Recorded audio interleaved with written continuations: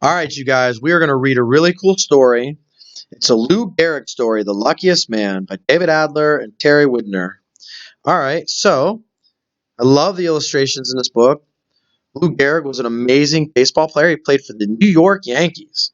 So, without any further ado, I'm sure your substitute has passed out your blue books. You're going to follow along in your blue books with your screen open. You're going to follow right along with me. Was a hero both on and off the baseball field. As you read about his life, evaluate, look at that word, evaluate how well the author shows Gehrig's heroism, to be heroic, to be a hero, right? The way he faced adversity, the way he faced the disease he had, which is named after him. So, what are some of the things that he did that were heroic? Think about what he did that you were like, wow, that I can't believe he was so strong in that situation. All right. So as we read, I want you to think about that. Here we go. Ooh, ooh, wow. Oh, I know why. That's the okay, here we go. Look at these beautiful color pictures. 1903 was a year of great beginnings. Henry Ford sold his first automobile, and the Wright brothers made the first successful flight in an airplane. In baseball, the first World Series was played. Wow, that is a pretty amazing year. The team, later known as the Yankees, moved from Baltimore to New York, and on June 19th, 1903, Henry Louis Gehrig was born. He would become one of the greatest players in baseball history. Lou Gehrig was born in Yorkville section of New York City. It was an area populated with poor immigrants like his parents, Heinrich and Christina Gehrig, who had come to the United States from Germany.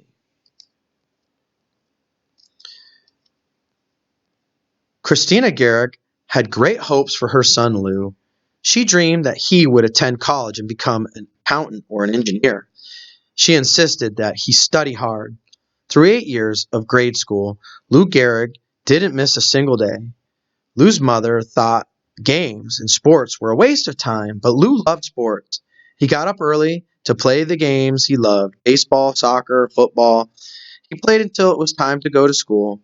In high school, Lou was a star on his school's baseball team. And I think this is a picture of Lou hustling around outside. Look at that. They're playing stickball or soccer or something there. See that? Beautiful. And there he is, probably in high school, right? Big Lou Gehrig. All right. After high school, Lou Gehrig went to Columbia University. He was on the baseball team there too. And on April 26, 1923, a scout for the New York Yankees watched him play. Lou hit 2 long home runs in the game. Soon after that, he was signed to play for the Yankees. The Yankees offered Lou 1,500 bonus to sign and play good plus a good salary. His family needed the money. Lou quit college and joined the Yankees. Lou's mother was furious. She was convinced that he was ruining his life. How about that $1,500 bonus? Usually, guys are getting like $10 million bonuses now. How much has it changed? All right. On June 1st, 1925, the Yankee manager sent Lou to bat for the shortstop. The next day, Lou played in place of the first baseman, Wally Pipp. Those were the first 2 games in what would become an amazing record. For the next 14 years, Lou Gehrig played in 2,130 consecutive Yankee games. The boy who never missed a day of grade school became a man who never missed a game. There he is, Lou Gehrig. Lou Gehrig played despite stomach aches, fever, sore arm, back pains, and broken fingers. Lou's constant play earned him the nickname Iron Horse. All he would say about his amazing record was, "That's the way I am." Lou was shy and modest, but people who watched him knew just how good he was. In 1927, Lou's teammate Babe Ruth hit 60 home runs, the most hit up to that time in one season.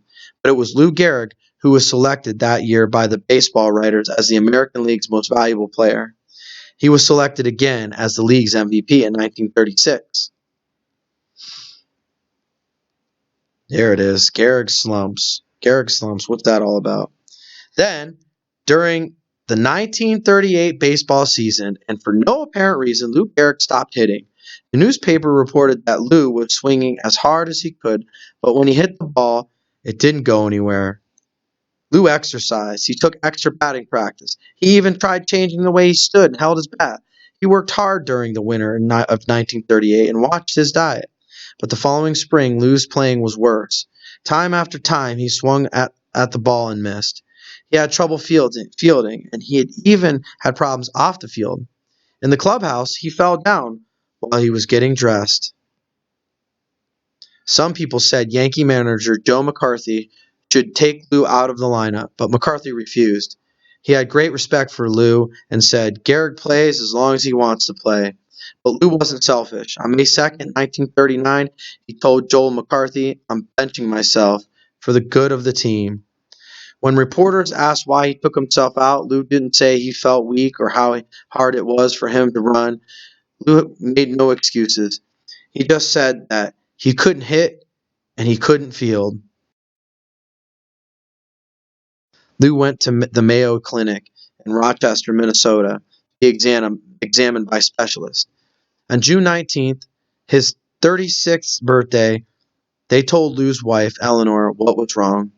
He was suffering.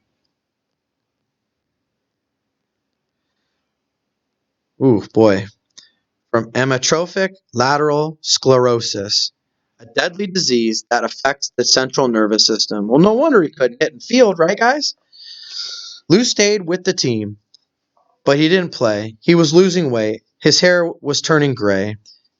He didn't have to be told he was dying. He knew it. I don't have long to go, he told a teammate. Lou loved going to the games, being in the clubhouse, and sitting with his teammates. Before each game, Lou brought the Yankee lineup card to the umpire at home plate. A teammate or coach walked with him to make sure he didn't fall. Whenever Lou came onto the field, the fans stood up and cheered for brave Lou Gehrig. But Yankee fans and the team wanted to do more.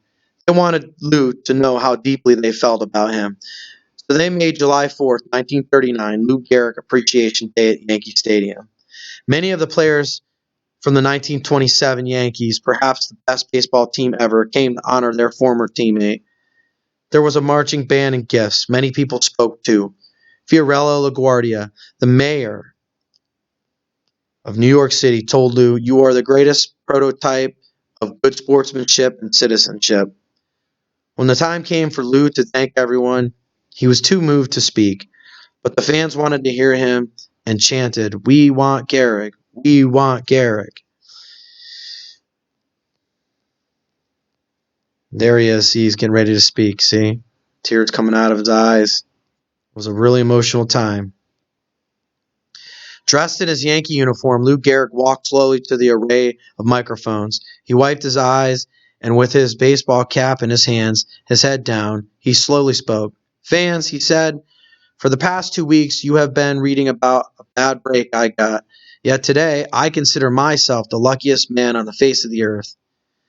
It was a courageous speech. Lou didn't complain about his terrible illness. Instead, he spoke of his many blessings and the future. "Sure, I'm lucky," he said when he spoke of his years in baseball. "Sure, I'm lucky," he said again when he spoke of his fans and his family. Lou spoke about how good people had been to him. He praised his teammates.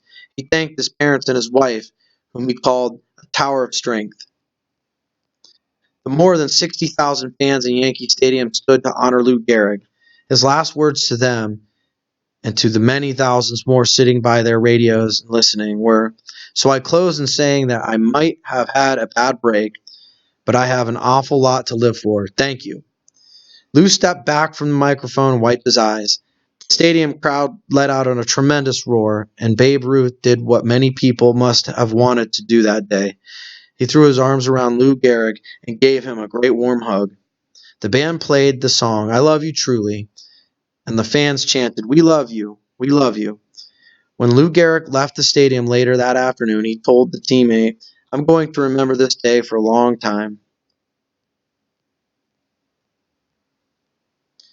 In December 1939, Lou Gehrig was voted into the Baseball Hall of Fame, and the Yankees retired his uniform.